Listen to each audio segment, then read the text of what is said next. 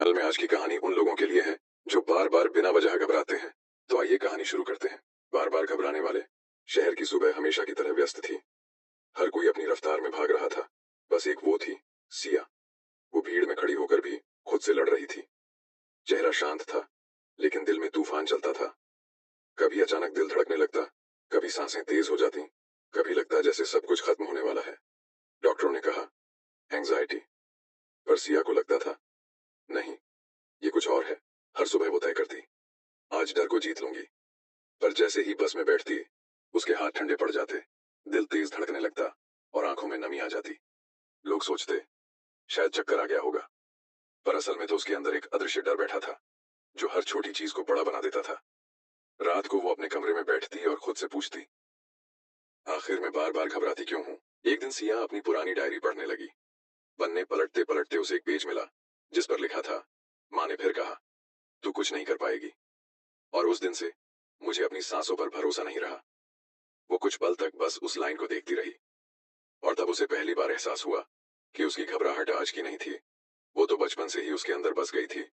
हर उस पल से जब किसी ने उसे कमजोर कहा था, उस रात उसने खुद से एक वादा किया, अब मैं डर से भागूंगी नहीं, मैं उससे बात करूंगी। अगले दिन जब उसे फिर वही बेचैनी महसूस हुई, तो उसने खुद से कहा, ठीक है, आ जा, मुझे पता है तू है, पर अब मैं तुझसे डरूंगी नहीं। धीरे धीरे उसने अपनी ब्रीदिंग पर ध्यान देना शुरू किया, हर पल को महसूस करना सीखा। वो समझने लगी, घबराहट हमें मारने नहीं आती, वो हमें सुनने के लिए बुलाती है। सिया ने माइंड नोट्स नाम से एक छोटी सी डायरी बनाई। हर दिन वो उसमें लिखती, आज किस बात से डर लगा, और उस वक्त उसने खुद से क्या कहा। कुछ हफ्तों में उसका डर कम नहीं हुआ, पर अब वो उसे पहचानने लगी थी। कभी वो डर से हंसने लगती, कभी उसे धन्यवाद कह देती। वो कहती, तू आया, मतलब मैं अभी भी जिंदा हूँ। एक शाम वो पार्क में बैठी थी। पास ही एक लड़की रो रही थी, क्योंकि उसे अचानक डर लगने लगा था। सिया उसके पास गई, मुस्कुराई और बोली, घबराना बुरा नहीं होता, बुरा तब होता है जब हम उसे समझे बिना भागते हैं। लड़की ने सिर उठाया और पहली बार मुस्कुराई। सिया ने महसूस किया कि शायद हर बार की घबराहट ने उसे किसी और के लिए मजबूत बनाया है। बार बार घबराना कमजोरी नहीं, संवेदनशीलता की निशानी है। मन की आवाज को दबाने से नहीं, सुनने से राहत मिलती है। डर भागने के लिए नहीं, समझने के लिए आता है। और सबसे जरूरी, जो खुद से बात करना सीख गया, वो कभी अकेला नहीं रहता। बार बार घबराने वाले लोग दरअसल सबसे बहादुर होते हैं, क्योंकि वो हर दिन अपने डर का सामना करते हैं और फिर भी मुस्कुराते हैं। मन की आवाज सुनना सीखो। सुबह की धूप खिड़की से अंदर आ रही थी। सिया ने धीरे धीरे आंखें खोली। वो अब हर सुबह जल्दी उठने लगी थी, क्योंकि उसने सीखा था कि दिन की शुरुआत जैसी होती है, वैसा ही दिन गुजरता है। उसने अपनी माइंड नोट्स डायरी खोली और लिखा, आज डर नहीं आया, शायद वो भी आराम कर रहा है। वो मुस्कुरा दी। पहले वो इस मुस्कुराहट के पीछे भी डर ढूंढती थी, अब बस उसे महसूस करती थी। सिया ने खुद के लिए एक छोटा सा नियम बनाया था, जब भी घबराहट आए मैं उसे नाम दूंगी। वो कहती, हाय घबराहट, तू फिर आ गई। ठीक है, बैठ जा, चाय पी ले। पहले तो उसे खुद पर हंसी आती थी, पर धीरे धीरे उसने महसूस किया, जब वो डर को दुश्मन नहीं समझती, तो वो उतना नुकसान नहीं करता। अब उसका डर भी जैसे उसकी दोस्ती स्वीकार करने लगा था। कभी कभी बस हल्का सा एहसास होता, और फिर वो खुद चला जाता। एक दिन सिया ने मनोविज्ञान साइकोलॉजी पर एक किताब पढ़ी। उसमें लिखा था, anxiety is not your enemy, it's your messenger. घबराहट तुम्हारी दुश्मन नहीं, तुम्हारा संदेशवाहक है। उस पल सिया ने महसूस किया, वो इतने सालों से उस संदेश को अनसुना करती रही थी। उसने अपने मन से कहा, अब मैं सुनूंगी, चाहे बात कितनी भी कठिन क्यों ना हो। कई सालों बाद सिया अपने गांव गई। वो वही घर था जहां उसके बचपन की सारी आवाजें अब भी गूंजती थीं। माँ बरामदे में बैठी थी। सिया ने झिझकते हुए कहा, माँ, मुझे हमेशा डर लगता था जब आप डांटती थी। माँ ने कुछ पल चुप रहकर कहा, मुझे नहीं पता था तू अंदर से इतनी टूट रही थी बेटा।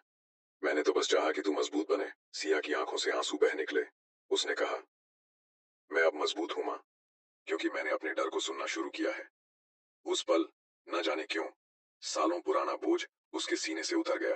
अब वो लोगों से मिलने लगी थी, अपनी तरह के लोगों से, जो बार बार घबराते थे पर किसी से कह नहीं पाते थे। वो उन्हें कहती, घबराना बुरा नहीं है, बुरा ये है कि हम उसे छुपा लें।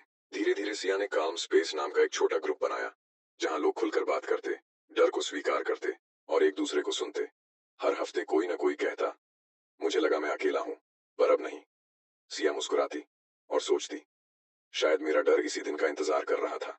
डर को मिटाओ मत, समझो, जो अपने डर को नाम दे देता है वो उससे जीतने की शुरुआत कर देता है। और सबसे जरूरी, जब तुम अपने मन से सच बोलते हो वो तुम्हारा सबसे अच्छा दोस्त बन जाता है। कभी कभी बार बार घबराने वाले लोग ही सबसे ज्यादा दूसरों को सुकून देना जानते हैं। यह भाग दिखाएगा कि कैसे सिया अब सिर्फ अपनी नहीं बल्कि दूसरों की जिंदगी में भी सुकून और उम्मीद लेकर आती है। और आखिर में उसे एहसास होता है कि घबराहट भी एक तोहफा थी जिसने उसे सुनना सिखाया। अब सिया की जिंदगी पहले जैसी नहीं रही थी। वो अब डर से भागने वाली लड़की नहीं थी। वो अब दूसरों को डर से लड़ना सिखाने वाली इंसान बन चुकी थी। उसका छोटा सा ग्रुप, काम स्पेस, अब बढ़ चुका था। हर रविवार पार्क में लोग इकट्ठा होते। कोई अपनी घबराहट के बारे में बताता, कोई अपनी हिम्मत के किस्से सुनाता। कभी कोई हंसते हुए कहता, आज मैं ऑटो में बिना डर के गया। तो कोई रोते हुए बोलता, आज पहली बार मैंने अपने मन की बात पापा से कही। सिया सुनती, मुस्कुराती और कहती, हर कदम जो डर के खिलाफ है वही सबसे बड़ी जीत है। एहसास का पल। एक दिन ग्रुप में एक नया लड़का आया, अयान। उसके चेहरे पर वही डर था जो कभी सिया के अंदर था। वो बोला, मैं ठीक दिखता हूँ पर अंदर से बहुत डरता हूँ, बिना वजह, बार बार। सिया ने उसकी आंखों में देखा और कहा, तू अकेला नहीं है अयान। हम सब कभी ना कभी डर के अंदर ही जीते हैं, बस कोई कह नहीं पाता। उस दिन अयान पहली बार हंसा और सिया को महसूस हुआ वो अब वही काम कर रही थी जिसकी उसे खुद सबसे ज्यादा जरूरत थी, किसी का हाथ थामना जब वो डर में कांप रहा हो।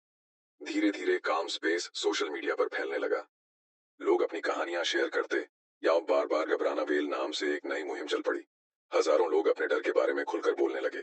किसी ने लिखा, मैं डर को अब छुपाता नहीं, उसे अपना साथी बना लिया है। किसी ने कहा, मैं अब हर घबराहट को एक नया सबक मानता हूँ। सिया हर कमेंट पढ़ती, हर कहानी में खुद का एक हिस्सा पहचानती। वो सोचती, शायद मेरा डर ही मेरी सबसे बड़ी ताकत बन गया। लेकिन एक रात फिर वही पुरानी घबराहट लौटी। दिल तेज धड़कने लगा, सांसें भारी। सिया डर गई। इतने सालों बाद फिर से क्यों? पर इस बार उसने भागने की कोशिश नहीं की। वो फर्श पर बैठ गई, गहरी सांस ली और खुद से बोली, ठीक है, तू फिर आ गया, पर अब मैं तैयार हूं। धीरे धीरे दिल की धड़कनें थमने लगी, आंखों से आंसू बह निकले। पर इस बार डर से नहीं, राहत से। उसे एहसास हुआ, डर कभी पूरी तरह नहीं जाता, वो बस हमारे साथ रहना सीख जाता है। अगली सुबह सिया पार्क गई। हवा ठंडी थी, सूरज बस उग ही रहा था। उसने डायरी में लिखा, अब मैं डर से नहीं लड़ती, मैं उसके साथ चलती हूँ। उसने आसमान की ओर देखा और मुस्कुरा दी। अब उसके चेहरे पर शांति थी, वो सुकून जो तब आता है जब इंसान खुद से सुलह कर लेता है। उस रविवार जब सब लोग इकट्ठा हुए, सिया ने कहा, डर कोई दुश्मन नहीं, वो बस हमें याद दिलाता है कि हम जिंदा हैं। अगर हम हर बार डरने के बाद भी उठ खड़े होते हैं तो हम हार नहीं रहे, हम सीख रहे हैं।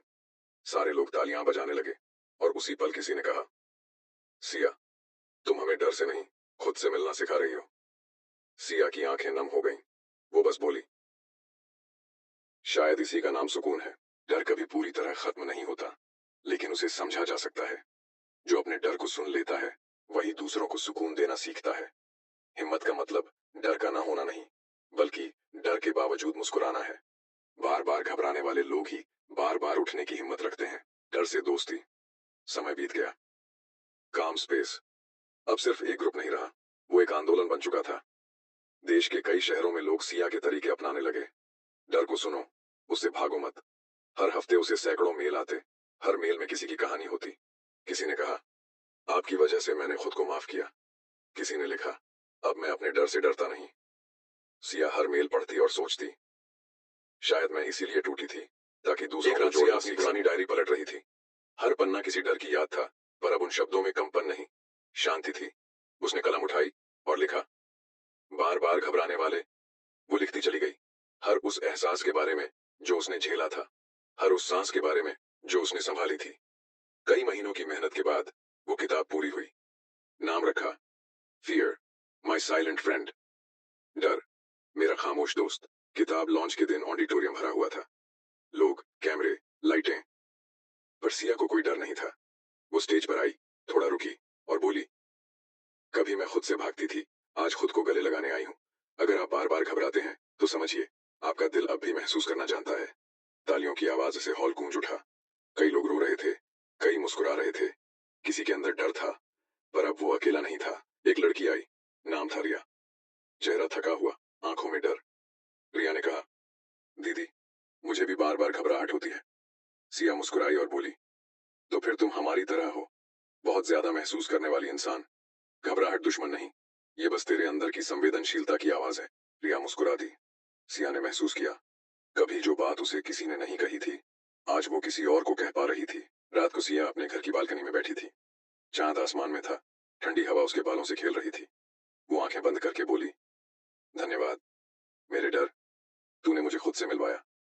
वो हंसी, और उसी हंसी में एक शांति थी जो शब्दों से परे थी। वो समझ चुकी थी, डर को खत्म नहीं किया जा सकता, लेकिन उससे प्यार किया जा सकता है। घबराहट दुश्मन नहीं, दिल की भाषा है। जो अपने डर से बात करना सीख गया, वो हर रिश्ते में सुकून लाता है। डर हमें तोड़ने नहीं आता, वो हमें असली खुद से मिलाने आता है। और हाँ, बार बार घबराने वाले लोग कभी हारते नहीं, वो हर बार थोड़ा और गहराई से जीना सीखते हैं।